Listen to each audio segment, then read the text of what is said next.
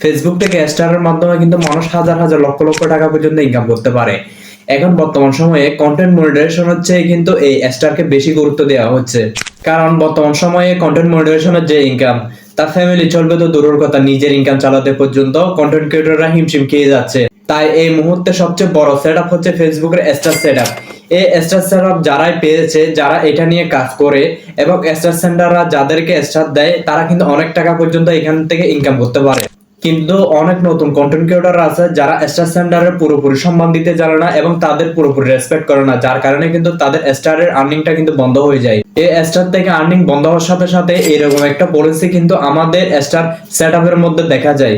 এটা কিন্তু এই ফেসবুক থেকেই দেয়, কারণ আপনি যখন স্টার সেন্টারের প্রতি সম্মান করেন না এবং স্টার সেন্টারের পাশে থাকেন না, তখন কিন্তু এই অ্যাকশনটা তারা দিয়ে দেয়।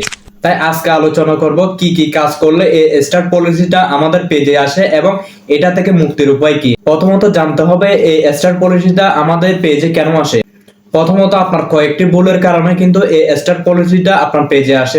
নাম্বার 1 হচ্ছে, আপনি যদি কারো কমেন্টে গিয়ে বা কারো লাইভে গিয়ে যদি স্টার খুঁজেন, আপনার উইকলি চ্যালেঞ্জ পূরণ করার জন্য যদি সামান্য পরিমাণে যদি আপনি ইঙ্গিত করে ওই কথাটা বলেন যে আপনার ফুল লাগবে বা স্টার লাগবে, তাহলে কিন্তু ওই পলিসি ইস্যুটা আপনাকে ধরিয়ে দিবে ফেসবুক।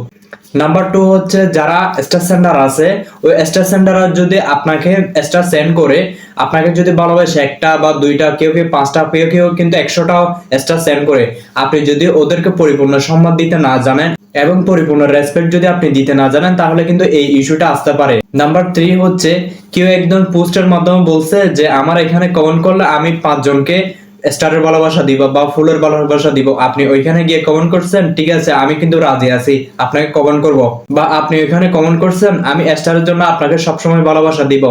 এটার কারণেও কিন্তু আবার স্টার পলিসিটা আসতে পারে। তবে আমরা সবাই একটা কথা বলি, স্টারকে স্টার না বলে অনেক সময় ফুল বলি বা ফল বলি, কেউ কেউ কাঁঠাল বলি, অনেকজন কিন্তু অনেক রকমের কথা বলি। ভাই, ফেসবুকের রুলস এর মধ্যে এরকম কোন রুলস এখনো বের হয় না যে আপনি স্টারকে স্টার বলতে পারবেন না, ফুল বলবেন, কতক্ষণ কাঁঠাল বলবেন, এরকম না বলে স্টারকে স্টার বলেন।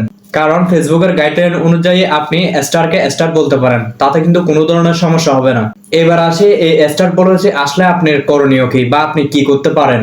এই স্টার পলিসি আসলে আপনার সর্বপ্রথম হচ্ছে, আপনি যে কমেন্ট গুলো করছেন আগে স্টার চাওয়া থেকে শুরু করে স্টার নেওয়া পর্যন্ত, ওই কমেন্ট থেকে আপনাকে বিরত থাকতে হবে এবং অন্যের মেসেঞ্জারে গিয়ে, অন্যের লাইভে গিয়ে ভাই আমাকে ফুল দেন, ভাই আমাকে 10টা ফুল দেন, আমার উইকলি চ্যালেঞ্জ পুরো করে দেন, এগুলা থেকে সম্পূর্ণভাবে আপনাকে বিরত থাকতে হবে। এবং সর্বশেষ যেটা কার্যকর, সেটা হচ্ছে আপনাকে প্রতিনিয়ত লাইভ করতে হবে। আপনি যদি এখানে টানা 7 দিন থেকে 8 দিন পর্যন্ত লাইভ করতে পারেন, বেশি না, আপনার 10 মিনিট, 15 মিনিট বা 30 মিনিট পর্যন্ত সর্বোচ্চ যদি আপনি এখানে লাইভ করতে পারেন, আপনার এই স্টার পলিসিটা কিন্তু চলে যেতে পারে। তাই এই স্টার পলিসি আসলে আপনাকে ভয় না পেয়ে কাজ করতে হবে, কাজ করে যেতে হবে। আপনার ফেসবুককে অ্যাক্টিভিটি দেখাবেন, অ্যাক্টিভিটি দেখানোর সাথে সাথে আপনি লাইভ করবেন। এই কাজগুলো থেকে যখন বিরত থাকবেন, আপনার সেটআপটা আগের মতো ইনশাআল্লাহ ঠিক হয়ে যাবে। আপনার সেটআপটা আগের মতো কিন্তু ফেসবুক আপনাকে আবার দিয়ে দিবে। তো ভিডিওটা কেমন লাগলো অবশ্যই কমেন্ট করে জানাবেন। আর যদি পেজে নতুন হয়ে থাকেন অবশ্যই ফলো করে দিবেন। আর যদি ইউটিউব থেকে দেখে থাকেন অবশ্যই সাবস্ক্রাইব করে দিবেন। ধন্যবাদ সবাইকে।